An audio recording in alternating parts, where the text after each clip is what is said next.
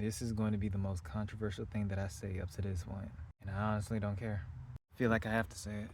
The queer community can be Christians if they choose to be. Now let's put that to the side because that's going to tie into our whole entire web. Up until this point, I always questioned why certain things were said in the Bible. But I also know the truth that they hid certain pages of said Bible, into which I'm like, no, I'm not going to touch it. But as I'm sitting here contemplating and thinking to myself, I'm like, interpretation truly is, I wouldn't say the crutch, but it truly is the main point driver of the Bible. There have been moments where things were meant to be taken literally and certain things were meant to be taken metaphorically. Hence why I felt that honor thy mother and thy father meant father, mother. Honor your emotions, honor your mental space. And it drew me into really what that could have meant. What if the Christians and all of us who believe in God have been denying those who are godly?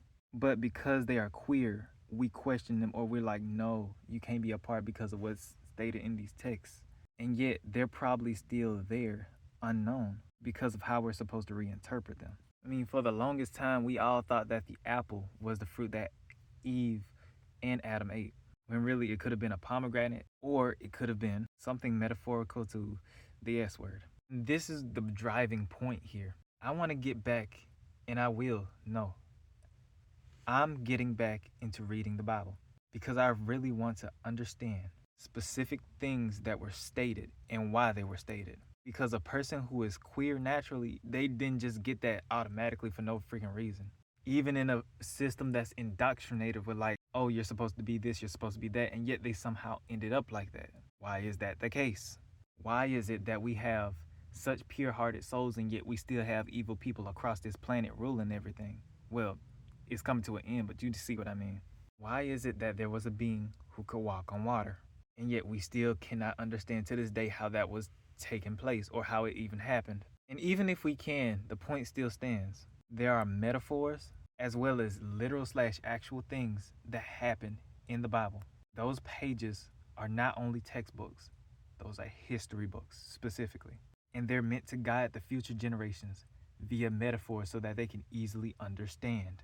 Why do you believe and think that an omnipotent being would allow for certain pages, to be hidden, while the rest of them that were indoctrinated by King James and the others to still be around? And yet people still got strucken down or something similar by disrespecting said version. Do you not see the clever chess move that God is making right now? There's a reason why the Bible is timeless. And you know what? I really want to go deep into it. There's a reason why Buddhist proverbs are timeless. There's a reason why Islamic proverbs and Islamic teachings are still prominent. Because no matter what is stated in there, there is still an underlying truth underneath all of those texts. And I really want to hammer this down for the queer community. If you have a pure heart, why would God condemn you because of your sexuality? 333 as I'm saying is what in the... I cannot make this up. And that's another thing. Even though I believe in God, I'm still spiritual in a way because of how God communicates with me or how God and my ancestors choose to communicate with me. They've all proven themselves to me and I ain't got to prove it to y'all. Y'all are just going off of my word of mouth. And whether you trust me or not, that is up to you and what you feel inside. That ain't up to me to try to convince you. I'm just telling you my beliefs based on how I believe it. Because if God truly loved all of his creations, why would he single somebody out because of their race, because of their sexuality, because they're screwed, because they're a woman, or because they're not what those people back in the past said that a person of God should be? When in actuality, a person of God is that into which, and a person into which, who has a pure heart and soul and genuinely cares no matter what. I don't care about your freaking tendencies. If you're working on getting better with them, you're still a man or woman or they, them, or God because you chose to get better every single freaking day, no matter how many times people said that you couldn't. And that's why all the straight people, all the queer people, every woman, every man, every kid, every elder, every adult, all of you who are of God's children, you matter to him. You matter to her. You matter to they, them. because we all know that God does not have a gender. That concept is a human made thing. So I'll ask you again, if you've done nothing wrong and your heart is pure and you respect everyone else's choices and you respect yourself and you have your boundaries, what makes you think that God doesn't love you? Truly ask yourself that. God loves all his creations, and God does not pick favorites, even if some are better than others, even if some are better than me, and even if I'm better than some. God placed us on this earth for a reason, and that reason is up for you to find for your life, and for me to find for mine. I felt like I had to get on here and just say this to y'all, because there are people in the queer community who truly have a genuine heart and soul that people condemn constantly online for no freaking reason. Like, y'all don't even deserve that type of talk online. That shouldn't even be a freaking thing.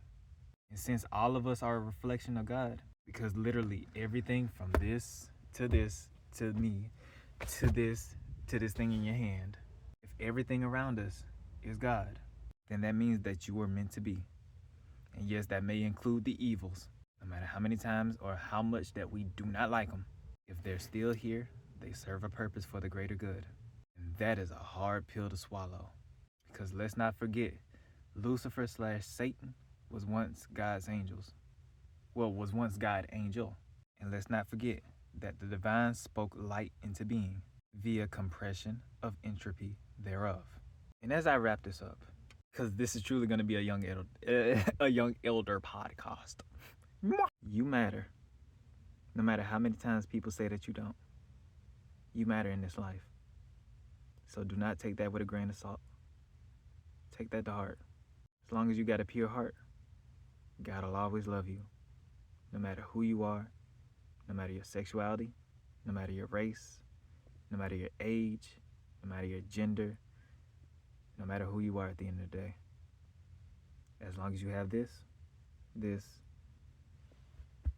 and strengthen who you are, and you don't hide it, God will still love you, no matter what. Ashe, peace out, adios. Mwah. And I do my kisses for me.